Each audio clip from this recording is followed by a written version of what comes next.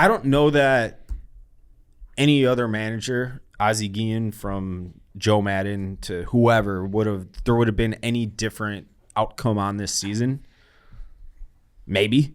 I don't know. But I do know that Tony La Russa, like, that was such a stupid fucking hire from day one. I mean, the guy, they announced him getting a DUI the day after he hired him. That's crazy. That's like, Ed, do you remember what you said? I do. What'd you say? I said he's going to be tremendous for content, so I'm happy. And I was like, really? He's like old and like not, like, I was like, I didn't really agree. And then within 24 hours, Tony La Russa got a DUI in February. The White Sox knew about it and they still hired him. DUI number 2. Yep. And he was, and I'll miss him. Thank you, Tony, for all that you've done for this organization and this podcast. Quite a bit. Hashtag thank you, Tony. I will say this. He did take, are they an advertiser this week? They are not, but we can give them all the free ads we want. I got a text from Jim Graziano on Monday, and it's Wednesday right now. I believe it was Monday, and he's like, hey, Tony's in here. And Jim gave him the sandwich for free, and he's like, this is on White Sox Dave's tab.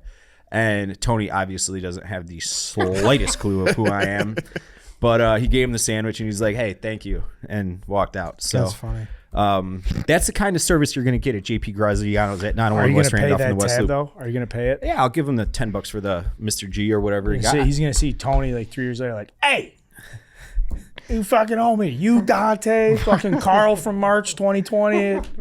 But people are throwing Joe Madden around. That would be a horrific. That doesn't feel right. Yeah, you don't like it? It's because he doesn't jive with the fan base.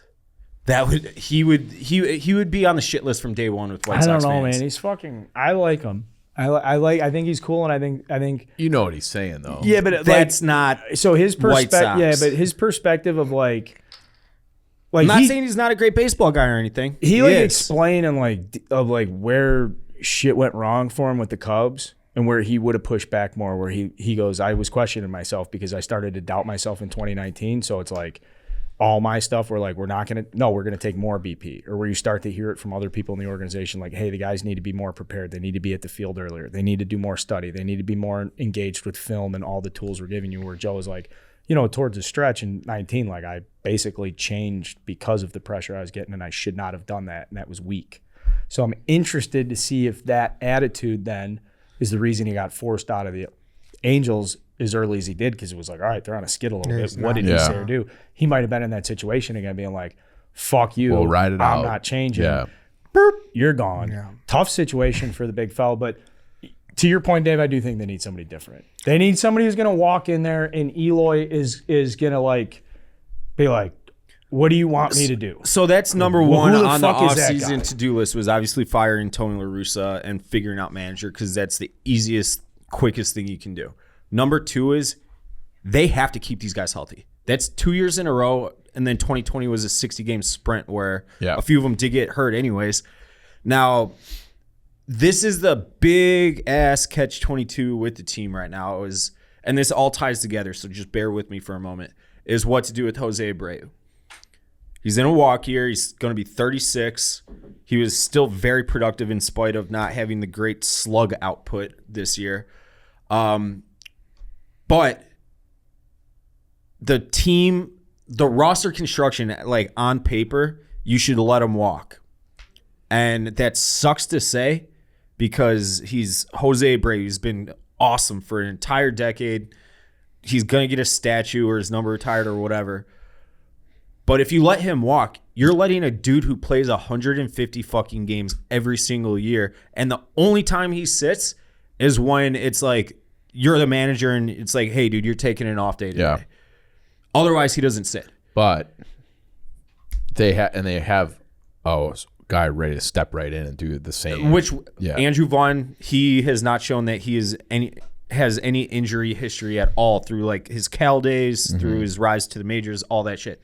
So that's nice, but the rest of the, like, you're taking a 4-win player that's still very productive, that plays 150 plus games every single year, and you're letting him walk when you have an entire roster full of fucking bitches that can't stay on the field, like Mikata and Eloy and just tweaking things. So I don't know if that's like I said it a couple weeks ago. Like, I consider the ability to stay healthy kind of a sixth tool, so to speak, in baseball. White Sox, only Abreu had that, and Andrew Vaughn, even though, I mean, he was kind of platooning a little bit, but whatever. He's never really been hurt. But, like, I don't know, man. That's a scary ask, you know? How many games did Eloy play in the field?